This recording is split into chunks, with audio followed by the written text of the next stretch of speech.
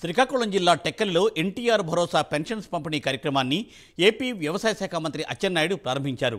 జిల్లా కలెక్టర్ స్వప్నికల్ దినకర్ మంత్రి అచ్చెన్నాయుడుతో కలిసి ఈ పెన్షన్లను మత్స్యకారులకు అందించారు. ఈ సందర్భంగా ఏర్పాటు చేసిన సమావేశంలో పలువురు మత్స్యకారులు మాట్లాడుతూ కండ్రా వీధి ప్రజల సమస్యలను వివరించారు. అనంతరం మంత్రి మాట్లాడుతూ రాష్ట్రంలో పెన్షన్ పథకాలను అనర్హుల ఏరివేత కార్యక్రమం త్వరలోనే చేపడతామని సంచలన వ్యాఖ్యలు చేశారు. మొదటి సంతకం 3000 పింఛన్ 4000 చేసి మీకు ఇచ్చిన మాట ప్రకారం మీరు అనుకున్నారు జగన్మోహన్ రెడ్డి లాగా 2024లో అధికారంలోకి వచ్చారు, 2029లో ఇస్తారనుకున్నారు. కానీ ఒక్క రోజు కూడా వృధా చేయకుండా వెంటనే ఇచ్చిన హామీ మీ అందరికీ నెరవేర్చినటువంటి ప్రభుత్వం తెలుగుదేశం ప్రభుత్వం, ఎన్డీఏ ప్రభుత్వం అని చెప్పి మీకు తెలియజేస్తున్నాను.